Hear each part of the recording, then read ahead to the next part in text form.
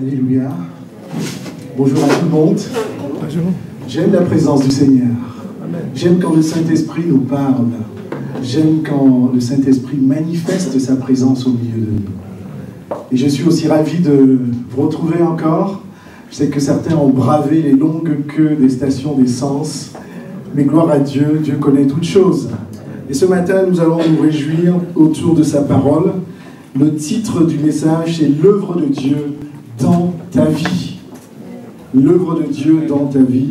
Et ce message, le Seigneur l'a mis sur mon cœur afin que chacun de nous puisse avoir une foi ferme. Afin que chacun de nous puisse chaque jour marcher fermement et avec assurance dans la voie de Dieu. Mais avant d'aller plus loin, est-ce que nous pouvons nous lever ensemble et demandons sa grâce? Parce que nous avons besoin de l'Esprit de Dieu pour faire toutes choses. Et ensemble, je veux entendre les voix de tout le monde, des adolescents, des adultes, que tout le monde élève sa voix et demande juste la grâce de Dieu. Vous êtes d'accord avec moi? Demandons la grâce de Dieu. Merci Seigneur mon Dieu pour ta présence. Merci Seigneur mon Père, mon Roi, pour Seigneur cette grâce que tu nous donnes de entrer Seigneur mon Dieu devant, Seigneur, de nous approcher de ton trône. Seigneur Saint-Esprit, nous avons besoin de toi. Alors prépare nos cœurs à te recevoir, à recevoir ta parole. Ouvre, Seigneur mon Dieu, les oreilles spirituelles que tu nous as données. Et manifeste sa grâce, Seigneur mon Dieu, ce matin. Parce que ta parole est la vie. Ta parole, Seigneur, est celle qui nous nourrit. Ta parole nous instruit. Ta parole, Seigneur mon Dieu, Seigneur, nous redresse aussi. Je te bénis, Seigneur, de ce que tu as fait de nous, Seigneur, des hommes et des femmes, acquis, Seigneur, au prix de ton sang. Je te bénis pour mes frères, je te bénis pour mes sœurs, je te bénis pour tous ceux, Seigneur, ce matin, Seigneur, que tu as tiré, Seigneur, de leur maison, tu as tiré de leur lit, Seigneur, pour venir dans la maison de la grâce, pour venir dans la maison de la délivrance, pour venir dans la maison de la lumière, pour venir dans la maison où ta gloire, Seigneur, est élevée. Je te rends grâce, nous te rendons grâce, Seigneur, ce matin, et nous nous remettons entre tes mains. Ô Saint-Esprit, fais ton œuvre à travers ta parole et dans les cœurs ce matin. Seigneur, nous ne pouvons pas venir vers toi et rentrer, Seigneur, tel que nous sommes venus vers toi. Alors tu changes les cœurs, tu bouscules les habitudes et tu nous donnes, Seigneur, mon Père, mon Roi, d'accueillir ta parole favorablement dans nos cœurs. Parce que ta parole est réellement la vie, Seigneur. Que toute la gloire te revienne par le nom de Jésus-Christ. Amen. L'œuvre de Dieu dans ta vie, le Seigneur, je vous ai dit, m'a mis ce message afin que nous soyons fermes dans notre foi, dans notre marche. Et l'œuvre de Dieu, c'est simplement l'ouvrage de ses mains. À la fois, la Bible nous dit que c'est le Seigneur qui a créé le ciel et la terre. Même les sens pour lesquels on nous dit qu'il y a des problèmes, c'est lui qui l'a créé. L'œuvre de Dieu, c'est l'ouvrage de ses mains, mais tu fais aussi partie de l'ouvrage de la main de Dieu. Parce que tu es une créature de Dieu. Et l'œuvre de Dieu, c'est aussi son plan de salut. Tout ce qu'il a œuvré à travers le Seigneur Jésus-Christ pour que moi et toi, nous puissions être sauvés. Et l'œuvre de Dieu, c'est sa providence. Parce que Seigneur, il entreprend tout pour prendre soin de toi. C'est pour ça qu'il te demande de ne pas t'inquiéter. C'est pour ça qu'il te demande de ne pas t'inquiéter même de quoi tu vas manger et de quoi tu vas être vêtu. Et l'œuvre de Dieu, c'est tout cela. Et pourquoi le Seigneur a mis cela sur mon cœur, mes bien-aimés, c'est parce que beaucoup de chrétiens sont fébriles dans leur foi, fébriles dans leur marche. Vous savez, nous sommes préoccupés par le flot de la vie. Nous traversons les épreuves, les tentations, etc. Nous sommes fébriles parfois. Moi, souvent aussi, ça peut m'arriver. Mais le chrétien doit confesser l'œuvre de Dieu dans sa vie afin d'être ferme. Et vous savez, le diable aussi, il en profite. Parce que son rôle, c'est de voler, détruire, dérober. Le diable ne va pas vous voler votre maison. Il ne va pas vous voler ce qu'il y a de matériel. Mais il va voler ce que le Seigneur a mis dans votre cœur. La crainte de son nom. Et c'est ça que le diable veut faire. Parce qu'il déteste l'œuvre de Dieu. Et je reviens sur le pourquoi. Je vous disais qu'il y a beaucoup de chrétiens qui sont vraiment fébriles. Quand tu es face à des difficultés, tu dis « Oh Seigneur, je crie à toi. Est-ce que tu es encore là ?» J'entends un silence. En général, le Seigneur ne te répond pas tout de suite. alors que le Seigneur est toujours là. Jésus pouvait dire, mon Père, il est toujours à l'œuvre. Mon Père, il est toujours en train de travailler. Et je vous disais que parfois, on reçoit même ça m'est arrivé de recevoir des frères, des sœurs, et ça peut nous arriver. C'est pas grave s'il nous arrive. Avec ce sentiment que peut-être le Seigneur est absent dans leur vie parce qu'ils sont en train de passer des moments difficiles, fatigués par des choses qui ne changent pas, fatigués par les montagnes qui ne se déplacent pas. Mais j'ai envie de te dire ce matin, de la part du Seigneur, qu'il est toujours là, qu'il est toujours à l'œuvre. Et vous savez quoi, moi, quand je traverse des injustices, et j'en ai traversé, lorsque je traverse des épreuves, je me réjouis par avance, parce que je sais que mon Seigneur est fidèle, parce que je sais que mon Seigneur, il est tout-puissant et vainqueur par rapport à tout ce qui m'arrive. Je me réjouis parce que je dis, Seigneur, je vais voir ta gloire. Je vais voir ta gloire. Et je t'encourage ce matin vraiment à marcher avec confiance, assurance dans ta vie. Et tu dois confesser l'œuvre de Dieu. Vous savez, ceux qui nous ont précédés, je pense à Joseph qui a été vendu par ses frères. Oui, il a certainement eu des moments de doute, des moments d'inquiétude. Alléluia, mais dans son cœur, quelque part, il ressassait, il repassait les promesses de Dieu. Parce que Joseph, après, vous savez, il a été utilisé par Dieu pour sauver ses frères qui étaient dans la famine. C'est pour ça que Joseph est considéré comme un type de Christ. Daniel, lorsqu'il a été jeté dans la fosse au lion, c'est sûr que lui également, il a eu à passer des moments d'inquiétude, d'interrogation. Mais Daniel, c'est quelqu'un aussi qui ressassait la puissance de Dieu. C'est lui qui ressassait la présence de Dieu dans sa vie. Et Daniel, vous savez, il a été utilisé puissamment par le Seigneur, qui a annoncé les choses à venir. Tout l'Apocalypse, la fin des temps, il y a une bonne partie qui se trouve dans le livre de Daniel. Lorsque nous lisons également l'histoire de David, nous savons qu'il a été pourchassé pendant longtemps par Saül. Pendant longtemps, il a crié « Oh Seigneur, où es-tu » Alléluia. Mais Daniel, je parle de David, la Bible nous dit qu'à chaque fois, il consultait l'Éternel. Et à chaque fois, oui, il ressassait l'œuvre de Dieu. Et nous voyons que le Seigneur a restauré la royauté et lui a donné à David. Dieu, est-ce qu'il était à l'œuvre auprès de ses frères? Alors oui, je pense que Dieu était à l'œuvre parce qu'il n'a pas changé. Dieu est toujours à l'œuvre. Et je vous disais que le diable n'aime pas l'ouvrage de Dieu. Il déteste son plan et son salut. Il déteste à la fois même l'ouvrage de Dieu. C'est pour ça que la Bible nous dit qu'il rôde comme un lion rugissant. Le diable déteste qu'on reconnaisse que Dieu est le créateur du ciel et de la terre. Le diable déteste que toi, tu confesses le nom de Jésus-Christ dans ta vie. Ça, tu dois le savoir. Mais je peux te dire ce matin que le diable, il passera son chemin. Quand il passera devant toi, il va dire, Ange, je vois la vie de Ange, je vois la vie de Patrick, de Pierre. Je n'ai rien à faire. Parce que lui, il confesse que je suis le créateur du ciel et de la terre. Dans sa vie, je sais que dans sa maison, lui, il confesse que Jésus-Christ est son Seigneur et Sauveur. Le diable n'aura rien à faire devant toi. Rien à faire dans ta maison. Et tu confesseras, parce que tu confesseras que Dieu est celui qui pourvoit à tes besoins chaque jour. Tu le confesseras.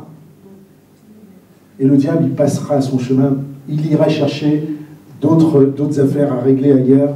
Parce que toi, tu confesseras l'œuvre de Dieu. J'aime ce passage dans Psaume 92, 1 à 5, où David disait « Il est beau de louer l'Éternel et de célébrer le nom du Très-Haut, d'annoncer le matin ta bonté et ta fidélité pendant la nuit.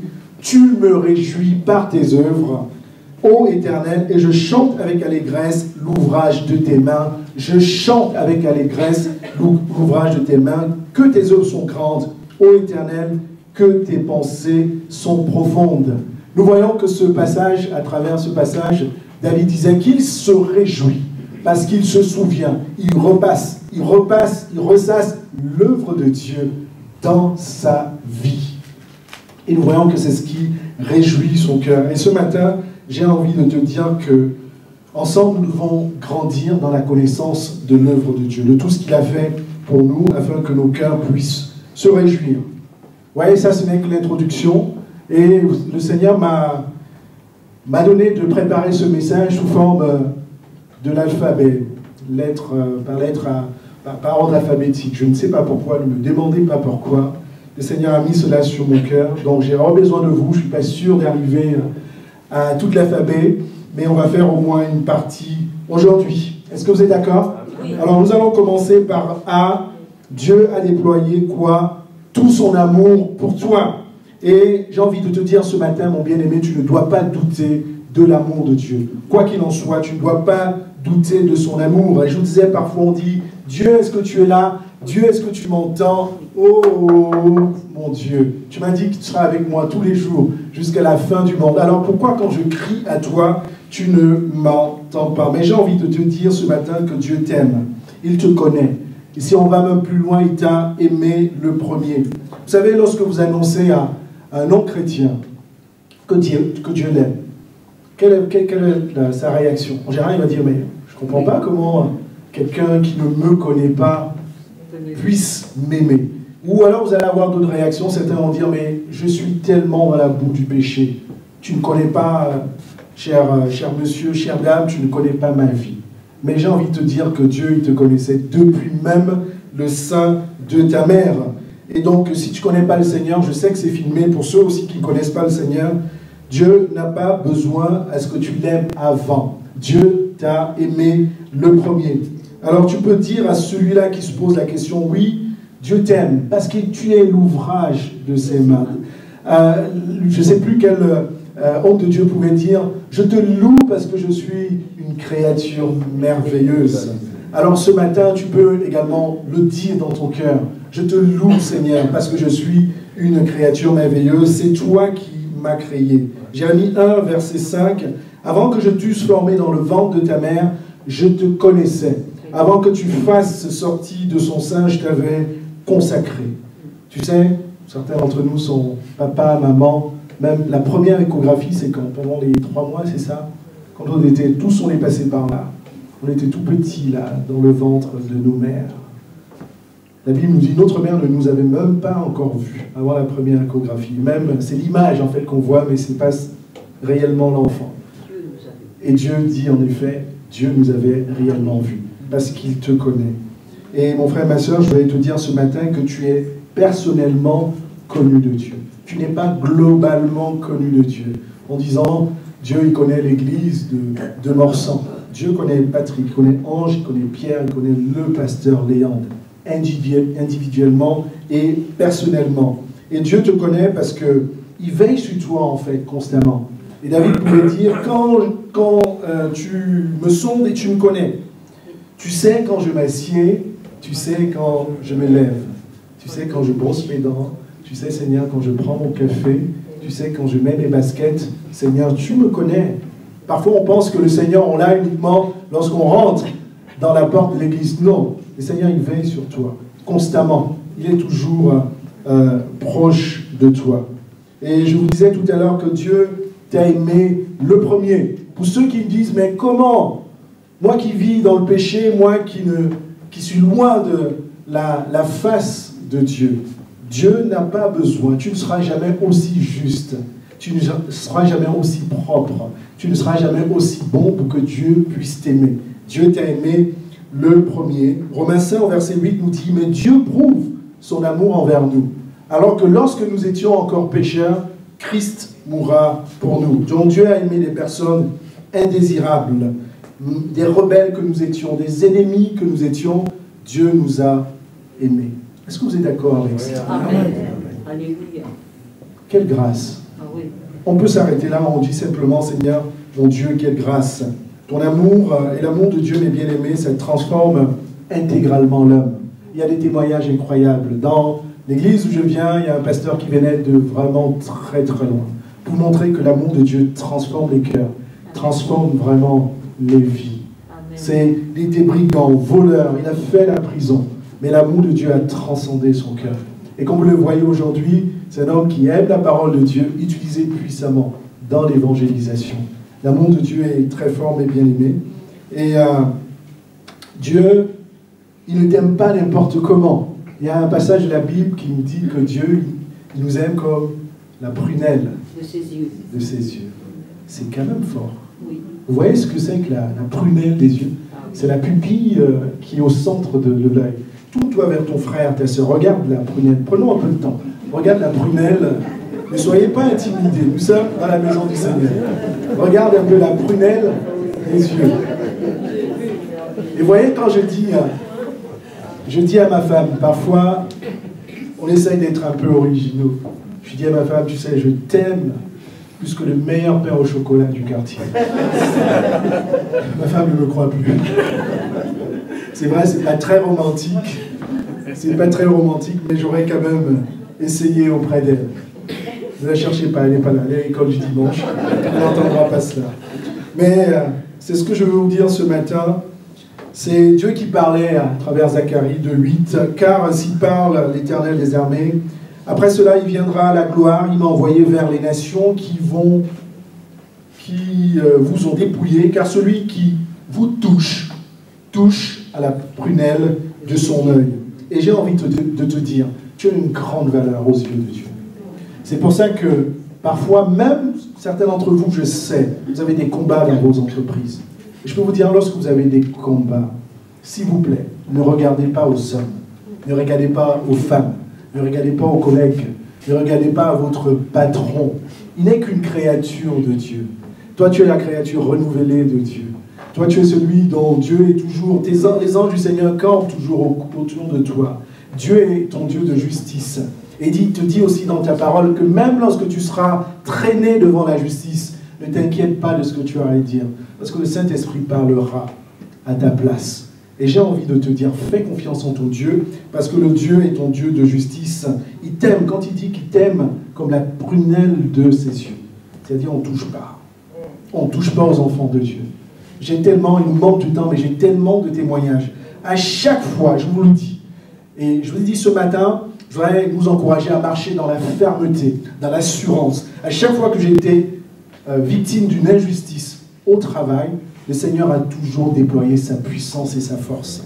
Que ce soit dans une semaine, que ce soit un mois après, que ce soit un an après. C'est pour ça que je vous dis, quand je vois les épreuves, je me réjouis de ce que mon Père, mon Dieu de justice, va intervenir. Et donc je t'encourage ce matin, peut-être qu'il y en a certains d'entre nous, ne lutte pas contre ton collègue, ne lutte pas contre ton patron, combat le bon combat.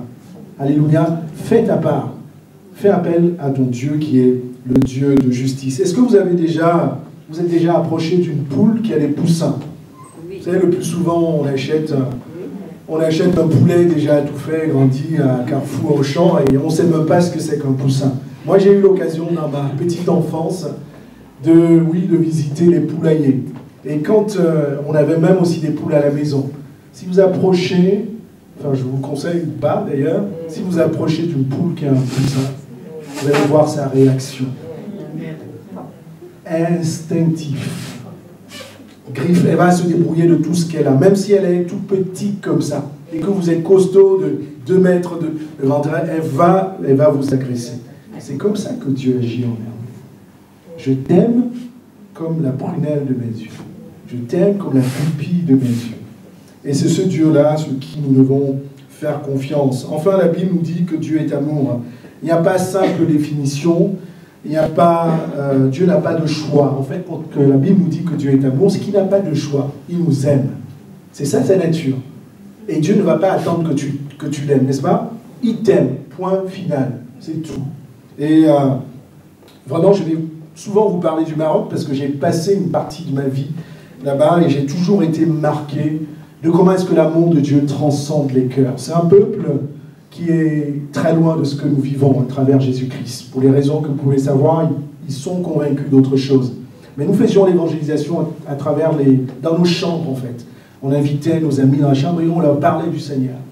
Et puis, on parlait juste, et le plus souvent, on avait très peu de mots, on disait simplement, tu sais, Dieu t'aime. Dans leur religion, c'est un Dieu qui est méchant, un Dieu qui donne la loi, un Dieu qui inflige également des punitions quand on ne respecte pas la loi.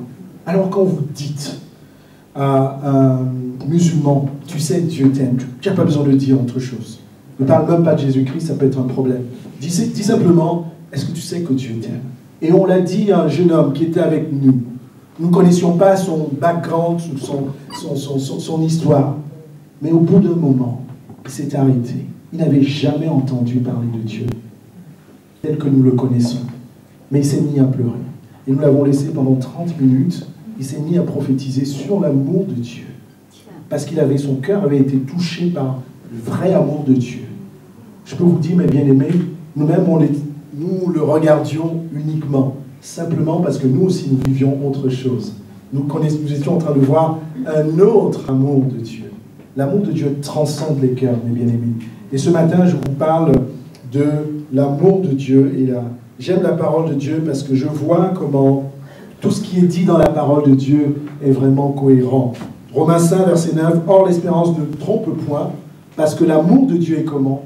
Il est répandu dans nos cœurs par le Saint-Esprit qui vit en nous. » Donc, première œuvre de Dieu que nous venons de voir, lettre A, Dieu a déployé tout son amour pour toi. Dieu a déployé tout son amour pour toi. Lettre B, c'est Dieu te bénit de toutes sortes de bénédictions spirituelles. Dieu te bénit de toutes sortes de bénédictions spirituelles. Et ça, on le lit où? Lorsque on lit Éphésiens 1 au verset 3. Béni soit Dieu, le Père de notre Seigneur Jésus-Christ, qui nous a fait quoi? Il nous a bénis de toutes sortes de bénédictions spirituelles dans les lieux célestes en Christ. Vous voyez ici, on ne parle pas de bénédiction matérielle.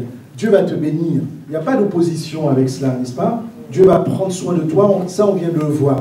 Dieu va te bénir. Mais là, on parle de bénédiction spirituelle parce que les bénédictions matérielles sont temporaires. Et qu'est-ce que la Bible donc qualifie de bénédiction spirituelle? Ça, on va le voir dans Éphésiens 1. On peut lire à partir du verset 3. Et donc je vais vous le lire pour vous. Béni soit le Dieu et le Père de notre Seigneur Jésus-Christ, qui nous a bénis de toute bénédiction spirituelle dans les lieux célestes en Christ. En lui, Dieu nous a élus avant la fondation du monde, pour que nous soyons saints et sans défaut devant lui, dans son amour. Pouvons même déjà nous arrêter sur ce verset. Il y a quelque temps, j'ai rendu visite à ma nièce qui est en Belgique, et elle avait une amie qui croyait parce que quand on lit qui nous a élus, etc., on peut croire que Dieu a fait un choix. Et vous savez, c'est un courant de pensée, de conviction. Ils pensent que Dieu a choisi une certaine partie. Alors, dans nos discussions, une certaine partie des hommes et des femmes pour être sauvés. Dans nos discussions, c'était ça qu'elle défendait aussi. J'ai failli louper d'ailleurs mon train parce qu'on n'arrêtait pas à échanger. D'ailleurs, je lui ai demandé, et toi, est-ce que tu as l'assurance de ton salut? Blanc, elle est restée dans un blanc. Moi, je pense, mes bien-aimés, j'ai la conviction. La Bible nous dit que Dieu ne fait exception de personne, n'est-ce pas? Et Dieu, en fait, il use de patience envers tous afin que tout le monde le connaisse. Je lui ai dit, c'est tellement, ma bien-aimée, on ne parle pas de la même chose. Quand tu viens dans le monde, quand l'homme et la femme viennent dans le monde, tous, nous avons les chances de recevoir le Seigneur Jésus-Christ, d'être pardonnés de nos péchés et de recevoir également le salut. Et donc, quand vous voyez ce passage, c'est que Dieu, dans son plan d'amour, dans le plan de Dieu, il attend à ce que tous les hommes le rencontrent. Et je ferme la parenthèse parce que ça peut souvent porter à confusion. On a un Dieu qui aime tous les hommes, toute sa créature. Continuons les versets. Il nous a prédestinés par Jésus-Christ à être adoptés selon le dessein bienveillant de sa volonté pour célébrer la gloire de sa grâce qui nous a accordée en son bien-aimé. En lui, nous avons quoi? La rédemption par son sang, le pardon de péché selon la richesse de sa grâce. Et nous avons vu, en fait, à travers, on partageait la Sainte Seine tout à l'heure, c'est par le sang de Jésus-Christ que nos péchés sont pardonnés. Parce qu'il y avait un prix à payer, et Dieu a fait payer, porter ce prix par le Seigneur Jésus-Christ. Nous parlons des bénédictions spirituelles, n'est-ce pas? Et c'est ça que je vous commande. Que je vous commande. Donc il nous a fait connaître le mystère de sa volonté, le dessein bienveillant qui s'était proposé en lui. Le mystère de la volonté de Dieu. C'est quoi la volonté de Dieu, mes bien-aimés? C'est que tous les hommes parviennent à sa connaissance. La volonté de Dieu, c'est que tout le monde soit sauvé, si je le dis vraiment simplement. Et son dessein bienveillant, c'est qu'un jour, nous nous retrouvons autour du trône, comme c'est décrit dans l'Apocalypse, que la Bible nous dit qu'il n'y aura ni pleurs, il n'y aura plus de mort, nous serons dans l'allégresse, nous serons autour du grand roi. Est-ce que vous pouvez le visualiser, mes bien-aimés? Lorsque tu pries, est-ce que tu vois le trône de Dieu? Lorsque tu pries, est-ce que quand tu t'approches de Dieu, est-ce que tu le vois, Jésus-Christ assis à la droite de Dieu, qui intercède pour toi? Et c'est ça le dessein bienveillant de notre Dieu. C'est qu'un jour, nous nous retrouvons autour du trône. Alors je ne sais pas si je reconnaîtrai certains d'entre vous, mais mes yeux ne seront rivés que vers mon Dieu, vers mon roi. Alléluia. C'est ça le dessein bienveillant de notre Dieu. Nous sommes en train de parler des bénédictions. Dieu nous a bénis de toute bénédiction spirituelle en Christ. Et lorsque nous continuons, il dit au verset 10 ou au verset 11, « En lui, nous avons aussi été mis à part, prédestinés selon le plan de celui qui opère tout selon la décision de sa volonté, afin que nous servions à célébrer sa gloire, nous qui d'avance nous avons espéré en Christ. » Et nous pouvons continuer en lui, après avoir entendu la parole, je suis au verset 13, après avoir entendu la parole de la vérité, l'évangile de votre salut, en lui, vous avez cru et vous avez été scellés du Saint-Esprit qui avait été promis. Et là, on parle encore du Saint-Esprit, de cette force qui est en nous. Le Saint-Esprit qui est la promesse de Jésus-Christ. Vous savez que lorsque vous recevez le Seigneur Jésus-Christ, vous êtes rempli du Saint-Esprit. Pourquoi? Parce que vous ne pouvez plus fonctionner de vous-même. Vous êtes une nouvelle créature. Vous devrez fonctionner par l'Esprit de Dieu, et non pas par votre propre volonté, mais par l'Esprit de Dieu. Mais c'est une bénédiction incroyable, parce que si Dieu ne nous donnait pas du Saint-Esprit, ben on serait comme avant, n'est-ce pas? On serait comme avant. Et c'est ce Saint-Esprit, le dernier verset, verset 14, qui constitue le gage de notre héritage en vue de la rédemption. Le gage est l'assurance. C'est le tampon de notre héritage. C'est un jour, nos yeux verront le roi de gloire. Je termine convenablement le verset 14 qui dit, donc qui constitue le gage, l'assurance de notre héritage en vue de la rédemption de ceux que Dieu s'est acquis pour célébrer la gloire. Donc je vous parlais des bénédictions du Saint-Esprit. Nous avons vu son dessein bienveillant aussi. Le Seigneur prend soin de toi. Si le Seigneur t'a donné un appartement, pourquoi tu t'inquiètes aussi de comment tu vas payer cet appartement? Tu as remercié le Seigneur, n'est-ce pas? Tu as dit, Seigneur, tu es bon et tu es merveilleux. Il pourvoira. Alléluia. Parce qu'il est dans son plan de providence. Et donc, si le Seigneur, je vous disais aussi, t'a béni par un travail et que tu as un problème avec ton patron, pourquoi tu es dans l'inquiétude? Le Seigneur résolvera ton problème. Donc nous pouvons aussi avancer. Nous voulons voir que Dieu nous a bénis de toute bénédiction spirituelle. Je ne sais plus à quelle lettre je suis, vous savez. C'est, amen, je me réjouis qu'il y en a qui me suivent. C'est, Dieu t'a tout donné en Christ. Amen. Nous sommes là ce matin parce que nous avons confessé que notre Seigneur Jésus-Christ, il est notre Seigneur et Sauveur. Mais bien plus que ça, Seigneur Jésus-Christ est vraiment le centre de l'œuvre de Dieu parce que Dieu a tout réalisé en Jésus-Christ.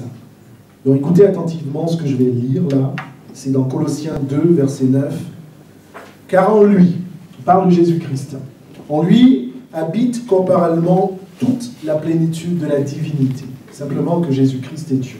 « Vous avez tout pleinement en lui, qui est le chef de toute domination et de toute autorité. Et c'est en lui que vous avez été circoncis d'une circoncision que la main n'a pas faite. Mais de quelle circoncision? De la circoncision de Christ, qui consiste en quoi? Dans le dépouillement du corps de la chair. Verset 12, ayant été ensevelis avec lui par le baptême, vous êtes aussi ressuscités avec lui par la foi en la puissance de Dieu qui l'a ressuscité des morts. Vous qui étiez morts par vos offenses et par l'inconcision de votre chair, il vous a rendu la vie en nous faisant grâce pour toutes nos offenses. Il a fait quoi? Il a effacé les ordonnances dont les actes nous condamnait et qui subsistait contre nous. Il a détruit en le clouant à la croix. Et je l'ai entendu dans la prière tout à l'heure, il a dépouillé les dominations, les autorités, et les a livrées publiquement en spectacle, en triomphant d'elles par la croix. Beaucoup de choses dans ce passage, n'est-ce pas? Respirons un peu. Verset 10 nous dit, vous avez tout pleinement en lui. Et nous avons quoi, tout pleinement? Donc si je m'arrête là, il manque quand même quelque chose. Tout pleinement, je veux bien tout ce qui vient de Christ, je veux bien tout ce qui vient de Dieu. Mais tout pleinement en Christ, c'est quoi? La Bible nous parle déjà, vous savez, on va parler de la circoncision. Circonscrit en Christ, c'est simplement que Dieu t'a dépouillé de ton ancienne nature. Vous savez, la circoncision, dans l'ancien temps, c'était un signe de l'alliance entre Dieu et son peuple. Dieu avait demandé à Abraham à ce que les hommes, notamment, soient circoncisés, une circoncision charnelle. Parce que Dieu voulait identifier son peuple. Et Dieu voulait aussi marquer son alliance avec son peuple. Mais aujourd'hui, nous ne sommes plus dans ce temps-là, n'est-ce pas? Nous sommes dans le temps de la circoncision spirituelle. Et lorsque ce passage nous parle du dépouillement, j'aime la Bible parce que parfois vous lisez, elle s'explique après elle-même, n'est-ce pas? On dit, la circoncision du Christ, qui consiste dans le dépouillement du corps de la chair. C'est-à-dire quand tu viens au Seigneur Jésus-Christ, avec ton ancienne nature, le Seigneur l'arrache. Alléluia. J'étais colérique, j'étais menteur, j'étais tout ce que vous pouvez mettre derrière. Christ te circoncis, que tu sois homme ou femme, il te dépouille de cette nature-là, pour que tu puisses avoir la nature du Seigneur Jésus-Christ. C'est ça, que nous avons tout pleinement en lui. Et ça, je peux te dire que en fait, nous avons besoin que notre ancienne nature soit dépouillée pour pouvoir bénéficier des bénédictions de Dieu. Parce que vous n'avez pas dit que dans l'ancien temps, les Israélites étaient aussi bénis parce qu'ils étaient dans l'alliance de Dieu. Et Dieu les bénissait parce qu'ils étaient dans cette alliance. Et la clé de cette alliance, c'était la circoncision. Et aujourd'hui, tu n'as rien à faire. Christ, il t'a dépouillé et de façon parallèle, tu bénéficies de toutes les bénédictions de Dieu. C'est ce que Dieu avait préparé à l'avance. Donc j'ai envie de te dire, c'est une bonne nouvelle. Vous aimez les bonnes nouvelles, non? Moi, j'ai envie d'être béni. Donc tu n'as plus rien à faire, tu es déjà circoncis spirituellement. Verset 12, tu es ressuscité en Christ. Et nous pouvons voir qu'à travers cela, vous savez, le plus grand miracle, parfois on cherche le miracle. Et souvent on ne sait pas. J'ai envie de te dire ce matin, tu étais mort. Tu es quelqu'un de ressuscité. Parfois, vous pouvez dire, mais je ne sais pas, on parle de ressuscité, etc. J'ai jamais vu un homme ou une femme ressuscité. Moi, j'en ai vu. Mais vous pouvez aussi dire, mais moi, j'ai jamais vu cette grâce. Mais la parole de Dieu dit que nous étions morts par nos fautes, n'est-ce pas? Et aujourd'hui, tu es ressuscité parce que Dieu t'a donné la vie. Donc tu es un miracle de Dieu. Avant, tu étais mort. Tu étais morte. Maintenant, tu vis en Christ. Amen. Quelle grâce. Quelle grâce. Non, vous ne me croyez pas. Avant, vous étiez morte. Tu étais mort. Tu n'avais certainement pas été enterré physiquement. Mais tu étais complètement mort de par tes péchés. Mort par tous tes péchés. Romains 6 au verset 8. Or, si nous sommes morts avec Christ, nous croyons que nous vivrons avec lui. Sachant que Christ ressuscité des morts ne meurt plus, la mort n'a plus de pouvoir sur lui. Et pareil, la mort n'a plus de pouvoir sur toi spirituellement. Alléluia. Quand tes yeux se fermeront et quand le Seigneur Jésus-Christ reviendra, tu auras la grâce d'être avec lui. Donc, moi ce matin, comme toi, je fais partie des ressuscités. Je suis un miracle de Dieu. Je suis un miracle du roi des rois. Et Dieu, quand il a fait ça, en fait, il a changé ton cœur. Avant, tu avais quoi? Tu avais un cœur dur, tu avais un cœur de chair, un cœur insensible. La Bible nous dit qu'il t'a donné un cœur de chair pour que tu puisses être sensible à la présence de Dieu, être sensible à la parole de Dieu, que tu puisses être sensible à la volonté de Dieu. C'est ce qu'il t'a fait. Je vais parfois vous donner quelques exemples parce que lorsque nous lisons la Bible, nous avons souvent besoin de voir comment le Seigneur Jésus-Christ agit. Dans mon assemblée, au Maroc, il y avait un diplomate qui Il menait la vie difficile à sa famille. Il avait une femme et certainement 5 enfants. Il ne s'occupait pas du tout, ni de sa femme, ni de ses enfants. Il menait sa vie ailleurs. Il ne connaissait pas le Seigneur. C'était une sœur dans l'église fidèle, jour après jour, année après année, qui était toujours auprès du Seigneur. Mais elle ne manquait jamais de demander à l'église de prier pour son mari. De prier pour son mari. Et les mardis et les dimanches, nous demandions la grâce de Dieu. Nous ne savions pas de quelle manière, nous ne savions pas de quelle façon, nous ne savions pas à quelle date le Seigneur allait agir. Mais nous persévérons toujours à demander au Seigneur, mon Dieu, ta grâce. Cette femme était dans la souffrance. Je ne vais pas vous raconter les détails. Son mari gagnait beaucoup d'argent, mais les enfants n'avaient pas de quoi manger, n'avaient pas de quoi se vêtir. Ils avaient même des difficultés à aller à l'école et ainsi de suite. C'est souvent difficile. Et j'ai envie de vous dire, on sert vraiment un grand Dieu. Vous savez ce qui s'est passé? C'est qu'il y a une réunion comme ça, ordinaire, un mardi, comme ici on a une réunion de prière les mardis, on voit rentrer un homme dans la salle. Vous savez, ce qui m'a aussi marqué, c'est l'amour vraiment de cette femme. Jamais elle n'avait dénigré son mari. Jamais elle n'avait dit des mots déplacés à travers son mari. Elle était remplie de l'amour de Dieu. Le Saint-Esprit dans nos cœurs déverse l'amour de Dieu. Et c'est ça que nous devons exprimer. Et j'ai envie de te dire, je termine quand même la fin de l'histoire, parce que je vous sens un peu gentil. Vous voulez voir comment ça termine. Donc il rentre dans l'église, il s'assied. Il n'y avait pas beaucoup de monde, on était une douzaine. Je ne sais plus à quelle stade on était dans la prière, etc. Il lève la main, il demande à parler. Celui qui dirigeait se dit, mais qu'est-ce qui va se passer? Évidemment, on savait qui c'était, n'est-ce pas? Qu'est-ce qui va se passer?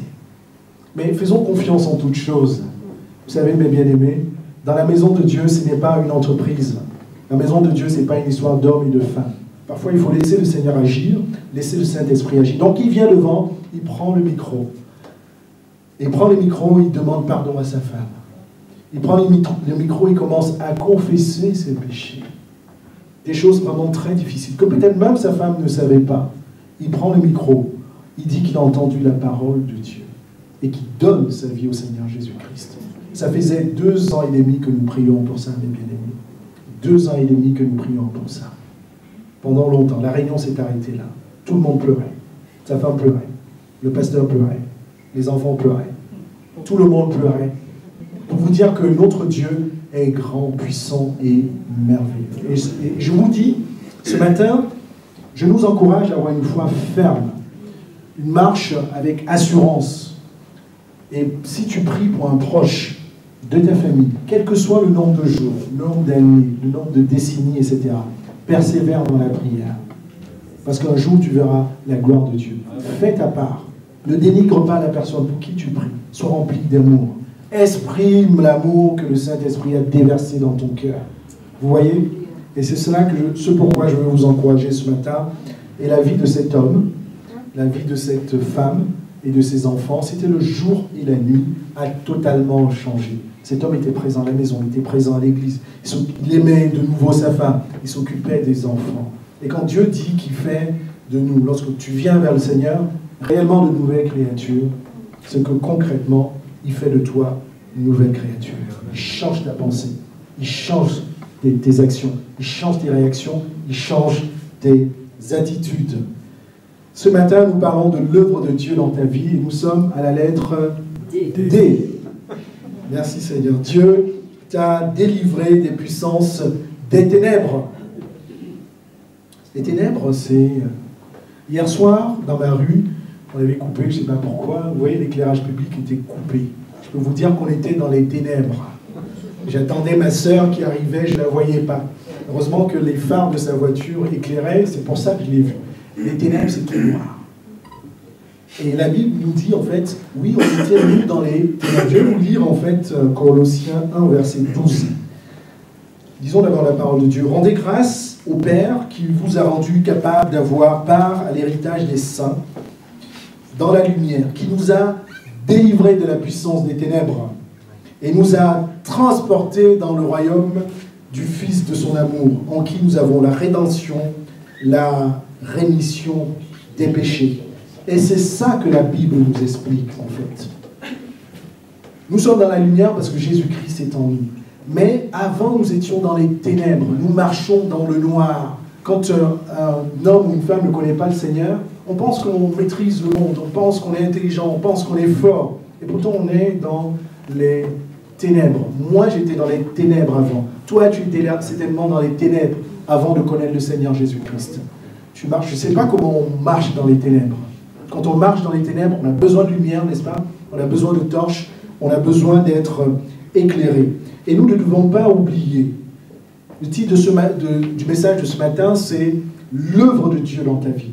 Et je disais ce matin, tu dois le confesser, tu dois le ressasser. Parce que quand tu dis, Seigneur, merci de m'avoir retiré les ténèbres, je te dis, je vous l'ai dit tout à l'heure, le diable ne passera pas à côté de toi. Ceux qui passent beaucoup de temps dans le combat, etc., Jacques pouvait dire, soumettez-vous donc à Dieu. Et la suite du verset, c'est et le diable fuira loin de vous. Souvent, on a juste besoin, pas de passer des heures dans la prière, pas de passer des heures dans les nuits de prière, mais à soumettre notre vie, à soumettre notre obéissance au Seigneur, pour que le diable s'enfuit. Et c'est cela que la parole de Dieu nous dit, parce que nous étions des enfants de colère, de ténèbres, nous étions dans les ténèbres. Et parce que nous avons accepté le Seigneur Jésus-Christ, nous sommes soumis à lui, et que la lumière a éclairé, notre vie a été changée. Et ça, nous devons le confesser. Tu dois le confesser tout le temps. Donc Dieu t'a délivré de ce monde et t'a transporté dans un autre monde, celui du royaume de Jésus-Christ. C'est un royaume de comment? Toi qui étais dans la confusion, toi qui étais dans les malversations, Dieu t'a transporté dans un royaume d'amour, dans un royaume de paix, dans un royaume de joie. Moi, je ne dis pas non à ça. Moi, je dis, Seigneur, je reste. Non? Oui, si, je me sens bien. Je me sens bien, Seigneur, dans ta présence. Je veux rester dans ce royaume d'amour. Je veux rester dans ce royaume de paix. Seigneur, rien ne peut m'empêcher d'être bien dans ta présence. Donc Dieu t'a aussi délivré la puissance des ténèbres, nous dit ta parole. Ça, je vais faire un aparté rapide dessus, c'est qu'il y a des chrétiens qui sont encore effrayés par les intimidations du diable. Souvent, vous avez des rêves. Il y a des collègues, des personnes que vous connaissez qui vous font peur. Et parfois, même dans la maison de Dieu, j'ai parfois reçu des chrétiens qui ont peur même d'autres chrétiens dans l'église. Mais j'ai envie de vous demander, qui est-ce qui vit en vous? Qu'est-ce qui vit en toi? C'est Jésus-Christ qui vit en toi? Alors pourquoi tu as peur de qui que ce soit? Pourquoi tu as peur des intimidations du diable? J'ai envie de te dire que, en fait, déjà, je pense que j'allais partager rapidement. Il y a une chose aussi que j'aime toujours mettre au clair, c'est que le chrétien ne peut pas être habité du mal. Vous voyez? Le chrétien ne peut pas être habitué du mal. Souvent, regardez les vidéos. Attention, mes bien-aimés, à ce que vous regardez. Et à boire, à manger dans les vidéos sur Internet, sur YouTube. On ne délivre pas les chrétiens du mal. La Bible nous dit que celui qui vit en nous est plus grand que celui qui vit dans le monde. Le Saint-Esprit, nous sommes le temple du Saint-Esprit. Le Saint-Esprit, c'est l'Esprit de Dieu, c'est Dieu. La nuance. Le chrétien peut être sous l'influence de l'ennemi. C'est ça la nuance. Comme l'a été Saül. Pourquoi? Parce qu'il a laissé une porte ouverte. Saül a été désobéissant à Dieu, rebelle à Dieu. Là où il a laissé une porte ouverte, il a été influencé. Et nous voyons bien même que d'ailleurs, quand il avait ces phases de folie, et que David venait jouer la harpe, qu'est-ce que les mauvais esprits, nous dit la Bible, le fuyaient. Parce que les mauvais esprits, le diable, ne supporte pas l'esprit de Dieu. Il était sous l'influence. Nous pouvons prendre aussi l'exemple d'Ananias et Saphira. Parce qu'ils ont été trompés par l'ennemi. Ils ont vendu en fait une propriété, ils ont menti à l'église, parce qu'ils ont donné partiellement le fruit de cette propriété-là. Donc ils ont été sous l'influence du diable, mais le chrétien ne peut pas être rempli d'un mauvais esprit. S'il vous plaît, si vous avez des attaques spirituelles, etc., vous êtes sous influence. Mais disons-nous là, vraiment clairement, avec foi et assurance, notre Dieu est plus fort que le diable. Parce qu'il a surplanté les dominations, les autorités, et ça, nous devons en être sûrs. Tu ne dois pas te réveiller en disant, ah, j'ai rêvé que mon patron ou ceci, cela m'a menacé. Non, c'est lui qui doit trembler. C'est pas toi qui dois être dans l'inquiétude. Amen. Amen. Donc Dieu nous a délivrés de la puissance des ténèbres. Ça, c'est la bonne nouvelle. Lettre E, c'est Dieu a fait de toi son enfant. Ça peut nous paraître banal comme ça. Mais là, nous allons parler d'adoption, Jean 1 au verset 12. Mais à tous ceux qui l'ont reçu, ceux qui croient en son nom, elle a donné le pouvoir d'être appelés enfants de Dieu. C'est-à-dire qu'avant, nous n'appartenions pas à Dieu. Avant, tu n'appartenais pas à Dieu. Tu appartenais à un autre monde, tu appartenais au diable. Quand tu as accepté le Seigneur Jésus-Christ, il t'a adopté. Il t'a donné un nom nouveau qui est enfant de Dieu. Et j'ai envie de te dire aussi, la parole de Dieu est vraie, vivons-la tous les jours. En fait, j'ai perdu ma mère très tôt, et mon père, il était à la maison, mais il n'était pas très proche de ses enfants. Nous étions 6 enfants. Mon père que j'ai beaucoup aimé, que tout le monde aimait, mais il n'était pas très très proche. Et nous en avons beaucoup souffert, parce qu'on se débrouillait de nous-mêmes, en fait, pour toutes choses. Et vous savez quoi? Ce n'était pas un transfert d'amour, mais quand j'ai rencontré le Seigneur Jésus-Christ plus tard, quand j'avais 18 ans, et qu'on m'a parlé de l'amour de Dieu, j'ai réellement vu qu'il y avait un Dieu qui m'avait adopté. Il y avait un Dieu sur qui je pouvais m'appuyer. J'avais toujours mon père physique, il était là. Hein, je ne l'ai jamais rejeté, je l'ai toujours aimé. Mais j'ai vraiment ressenti que Dieu m'avait adopté, que je pouvais crier à lui. J'ai vraiment ressenti que j'avais un père encore plus fort, un père charnel. Quand je m'adressais à Dieu, pour quoi que ce soit, j'avais une petite bourse comme ça d'étudiant. Mais quand je m'adressais à Dieu pour dire « Seigneur, fais un miracle », je sais qu'il était présent, il était toujours présent. Et tu es enfant de Dieu, c'est-à-dire que tu bénéficies de tous les droits d'un enfant vis-à-vis de son père ou de sa mère, n'est-ce pas? Donc les droits, c'est quoi? Il y a quelques enfants dans la salle, c'est un droit d'éducation dont tu bénéficies de la meilleure éducation du monde. C'est la parole de Dieu. Et évidemment, tout l'amour que tes parents peuvent vous donner, mais surtout la parole de Dieu, qui est là pour nous éduquer, pour nous redresser. De la protection de ton Père. La Bible nous dit que ces anges campent autour de toi. Tu ne dois pas avoir peur, quel que soit le lieu que tu traverses. Tu bénéficies de tes parents te nourrissent, ils te vêtissent, ils t'habillent. Donc, et c'est ça, tu ne dois pas t'inquiéter de ce que tu vas manger, de comment tu seras habillé, parce que ton Père, il prend soin de toi. Il est aussi ton conseiller. Je bénis parce que le peu de temps, je me souviens de ma mère, son amour me donnait aussi beaucoup de force. Je ne connaissais pas le Seigneur. C'est pour ça, mes bien-aimés, papa, maman, donnons tout l'amour que nous pouvons avoir à nos enfants. Ça peut être une certaine force. Quand j'allais à l'école, je me sentais quelque part fort parce que j'avais l'amour de ma mère. Amen. Même sans connaître le Seigneur. Donc, ton Père également, il te soigne. Donc, Dieu te guérit par la prière, par l'imposition des mains.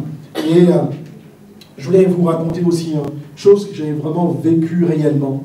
C'est, je termine mon école. J'avais demandé au Seigneur, j'avais un problème un peu logistique. Je ne savais pas où habiter après. Tout se passe bien, j'ai mon diplôme, ainsi de suite. Mais j'avais longtemps demandé au Seigneur, mais qu'est-ce que j'allais devenir? J'étais à l'étranger. Mes parents n'étaient pas là, je ne pouvais pas retourner à la maison. Dans l'école, nous étions 350. Les 349 étaient rentrés chez eux le vendredi soir. Moi, on m'avait donné une grâce. On m'avait dit, tu peux rester encore là jusqu'au samedi. Vraiment, ce que je vais vous raconter, c'est tel que ça s'est passé. Et pendant longtemps, j'ai crié au Seigneur, je lui ai dit, mais Seigneur, où est-ce que je pars? Samedi, dans l'après-midi, je sors avec mon bagage comme ça. Peut-être un petit sac, là. Je dis, Seigneur, qu'est-ce que je fais? Silence. Oh Dieu, depuis 2 mois que je te pose la question, silence. J'ai envie de te dire, c'est pas parce que tu entends un silence que Dieu n'est pas là. Dieu veut peut-être agir d'une autre manière. C'est pour ça que l'homme de Dieu, la femme de Dieu que vous êtes, vous devez demander au Seigneur d'avoir les oreilles spirituelles. Même un non-chrétien peut vous parler. Dans la maison de Dieu, vous pouvez parler. Donc j'arrive, le Seigneur me dit, il y avait une cabine téléphonique devant l'école. Il y avait personne d'autre, peut-être le gardien de l'école. Et donc toujours là, comme ça, mais le Seigneur, quelque part, il avait mis sa peine à mon cœur, il avait déjà fait des choses dans ma vie, mais entre nous, je n'étais pas bien parce que je ne savais pas où j'avais pas dormi. Il me dit, passe un coup de fil. J'appelle. J'appelle, je mets quelques pièces qui me restaient. J'appelle un ami. Il me dit exactement qui je dois appeler. J'appelle cet ami, je dis, mais tu sais, Samuel, j'ai terminé mes études, je suis un peu mal, je ne sais pas... non, je ne sais pas tout à fait ça. Je lui dis, j'ai terminé les études, ça s'est très bien passé.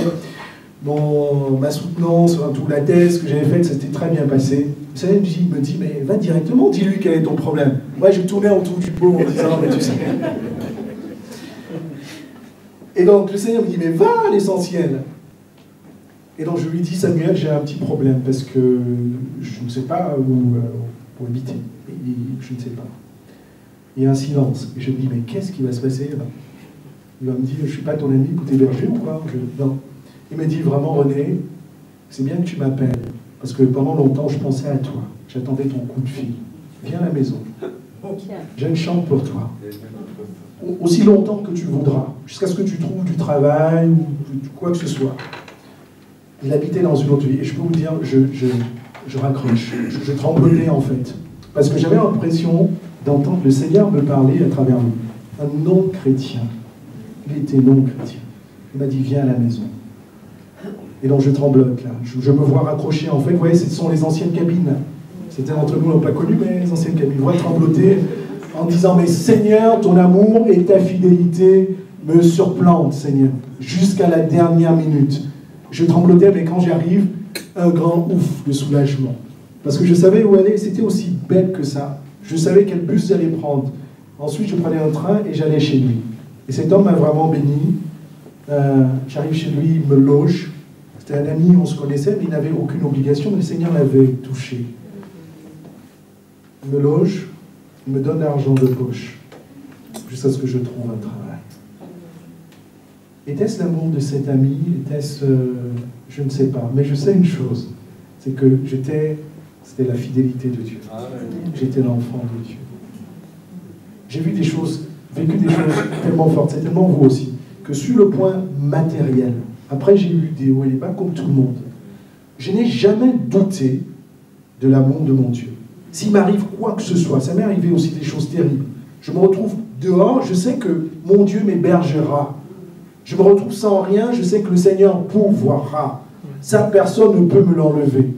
Parce que je suis son enfant. Le Seigneur a... Enfin, je mérite d'être... Le Seigneur a le droit, c'est le droit que je cherchais, pardon. Vous voyez, d'être éduqué, d'être vêtu, d'être hébergé. Et c'est ça que je voulais vous apporter ce matin. Je vous parle de l'œuvre de Dieu. Et c'est bien qu'on parle de fidélité. Si le pasteur me donne 5 minutes pour terminer la lettre F comme fidélité, et peut-être nous aurons l'occasion d'en discuter, de continuer ce passage, mais nous avons terminé avec la fidélité de Dieu. Nous allons lire dans Lamentation de Jérémie. Jérémie était un prophète, il se plaignait aussi beaucoup. On parle de lamentation de Jérémie. 3:23. Voici ce que je peux... Mais il a fait beaucoup de choses en fait. Voici ce que je veux repasser en mon cœur. Il y a une prière encore ce matin. Voici ce que je veux repasser dans mon cœur. Et je vous disais, vous devez repasser les œuvres de Dieu. Vous devez repasser les promesses de Dieu dans votre cœur. C'est ce qui va vous permettre de marcher dans l'assurance. C'est qui, et Jérémie pouvait dire, ce qui me donnera de l'espérance. Les bontés de l'Éternel ne sont pas épuisées. Ses compassions ne sont pas à leur terme. Elles font quoi? Elles se renouvellent chaque matin.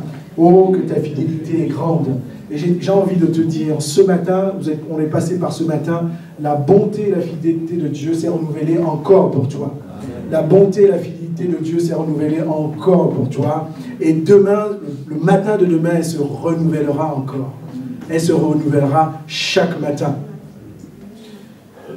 Et donc, les bontés de l'Éternel ne sont pas épuisées. Le Seigneur a mis dans mon cœur cette image-là.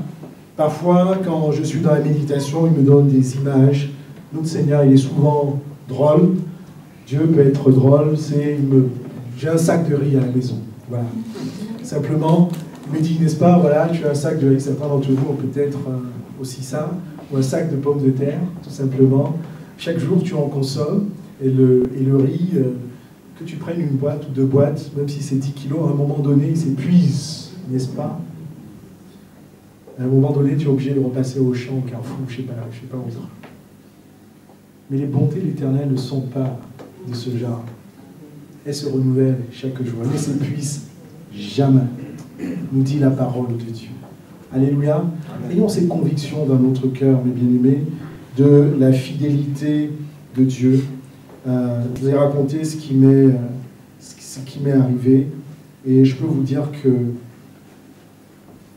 à partir de ce moment-là, ma foi a pris une autre dimension. Évidemment, j'ai appris beaucoup du Seigneur, mais sur l'aspect fidélité et bonté, je n'ai jamais douté de notre Dieu. Donc, je vais conclure cette première partie. Nous avons parlé de l'œuvre de Dieu dans nos vies.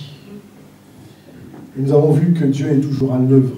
Nous avons vu que son œuvre, c'est son ouvrage. C'est sa création. La Bible nous dit qu'il a créé le ciel et la terre. Même les gisements de pétrole, c'est lui qui l'a créé. Toi aussi, tu es une créature de Dieu. L'œuvre de Dieu, c'est son ouvrage, c'est sa création, c'est son plan de salut. Dieu a tout œuvré pour que toi et moi nous puissions être sauvés. Quel que soit l'état de ton cœur, l'état de ta connaissance de Dieu. Et l'œuvre de Dieu, c'est également sa providence. Dieu prend soin de toi. Dieu prend soin également, vous savez, même de sa création. Je parle de... La Bible nous dit, je ne sais plus quel passage, il disait qu'il donne à manger aux corbeaux, il donne à manger aussi à... Voilà. Aux... Non, Dieu donne à manger aux animaux. C'est Dieu, en fait, qui déverse. Le passage dit aussi, Dieu déverse sa pluie. Il déverse son eau sur la terre. Vous voyez? Donc Dieu, son plan, c'est également un plan de providence. Donc, nous avons vu la lettre A, F. A, Dieu a déployé son amour pour toi. B, Dieu t'a béni de toutes sortes de bénédictions spirituelles. C, Dieu t'a sauvé en Christ. D, Dieu t'a délivré des puissances des ténèbres. E, Dieu a fait de toi son enfant. Et F, Dieu est fidèle. Et nous avons vu, en fait, pour terminer, que tu dois le confesser chaque jour. Tu dois le ressasser. Quand j'ai entendu ça ce matin dans la prière, j'ai dit merci Seigneur. C'est ça que tu veux être partagé ce matin. Tu dois le confesser. Tu dois le ressasser chaque jour. Le diable, il passera ça devant, dire j'ai rien à faire chez cet homme, chez cette femme-là. Et tu marcheras dans l'assurance. Amen. Donc soyez bénis, soyez fortifiés. Donc ce matin, je nous invite à fermer nos yeux. Nous allons vraiment repasser, ressasser les paroles de Dieu. La parole de Dieu nous dit que vraiment elle est une lampe à nos pieds, une lumière sur notre sentier. Ce matin, nous avons lu des prophéties aussi qui parlaient de nos vies. Si tu te sens concerné, si ce matin vraiment tu veux dire Seigneur, fais-moi voir ton œuvre. Seigneur, fais-moi voir ta puissance, ta fidélité.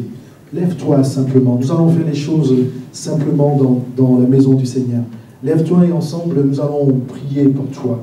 Si tu mènes un combat, le Seigneur connaît toutes choses dans ton entreprise, tu es face à une injustice, lève-toi. Et ensemble, avec la communauté des saints, nous allons prier afin que le Dieu de justice fasse son œuvre. Si, en ce moment, sur l'aspect vraiment matériel, tu dis Seigneur, j'ai besoin de toi. Je m'attends à toi parce que j'ai besoin d'être nourri, d'être vêtu. Lève-toi. Le Seigneur est là ce matin, non pas pour te juger, mais pour t'aimer et pour te montrer que son œuvre est vraiment grande et merveilleuse. Et vraiment, si tu es là aussi ce matin et que tu te dis, Seigneur, ça fait si longtemps que je m'attends à toi pour telle maladie, et je pointe précisément une maladie de cœur notamment, ou une maladie de rein. Si tu dis Seigneur, les médecins m'ont raconté beaucoup de choses, j'ai reçu beaucoup d'analyses, mais je veux te voir agir. Je veux te voir agir parce que tu es ma créature. Donc je te prie de te lever. Et si ce matin tu as envie de dire Seigneur, je veux passer à autre chose, je veux marcher Seigneur mon Dieu dans l'assurance, donne-moi une